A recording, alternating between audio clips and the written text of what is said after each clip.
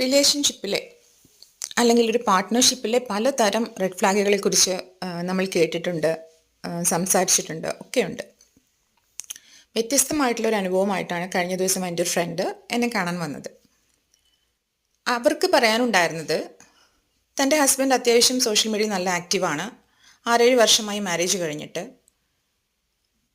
ഇത്ര വർഷത്തിൻ്റെ ഉള്ളിൽ പോലും ഒരിക്കൽ പോലും ഹസ്ബൻഡ് തങ്ങളുടെ ഒരു ഫോട്ടോ, ഒരുമിച്ചുള്ളതോ അല്ലെങ്കിൽ എൻ്റെ തനിച്ചുള്ളതോ ആയിട്ടുള്ളൊരു ഫോട്ടോ സോഷ്യൽ മീഡിയയിൽ പോസ്റ്റ് ചെയ്തിട്ടില്ല എന്നുള്ളതാണ് അവരുടെ പരാതി.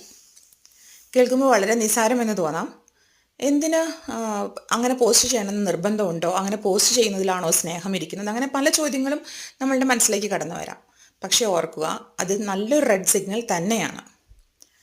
അത്യാവശ്യം സോഷ്യൽ മീഡിയയിൽ ആക്റ്റീവായിട്ടുള്ള ഒരാൾ തങ്ങളോട് എത്ര നല്ല രീതിയിൽ ബിഹേവ് ചെയ്യുന്നുണ്ടെങ്കിലും, എത്ര നല്ല ഫാമിലി ലൈഫ് കൊണ്ടു നടക്കുന്നുണ്ടെങ്കിലും ഓർക്കുക, ഒരിക്കൽ പോലും സോഷ്യൽ മീഡിയയിൽ പാർട്ട്ണറുടെ ഫോട്ടോ ഒരുമിച്ചോ തനിച്ചുള്ളതോ ഷെയർ ചെയ്യാൻ വിസമ്മതം കാണിക്കുന്നുണ്ടെങ്കിൽ അവർ എന്തിനോ ഉള്ള ഒരു പുറപ്പാടിലാണ്.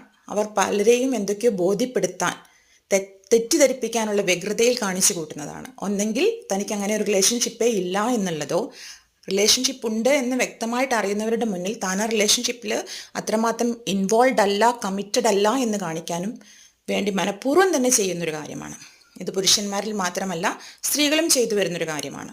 തങ്ങൾക്ക് റിലേഷൻഷിപ്പ് ഇല്ല എന്ന് ഒരു വിഭാഗം ആൾക്കാരെ ബോധ്യപ്പെടുത്തുന്നു.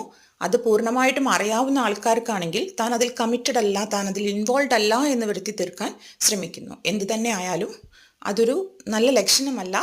It's really a red flag. അതുകൊണ്ട് അത്തരം കാര്യങ്ങൾ കാണുമ്പോൾ നമ്മളതിനെ നിസ്സാരമായിട്ട് കാണണ്ട.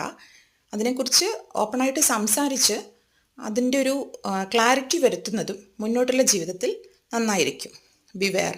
എല്ലാവരും റിലേഷൻഷിപ്പിൽ എത്തുമ്പോൾ ഇങ്ങനെയുള്ള ഒരുപാട് കാര്യങ്ങൾ നമ്മൾ ശ്രദ്ധിക്കേണ്ടതുണ്ട്. Okay, thanks.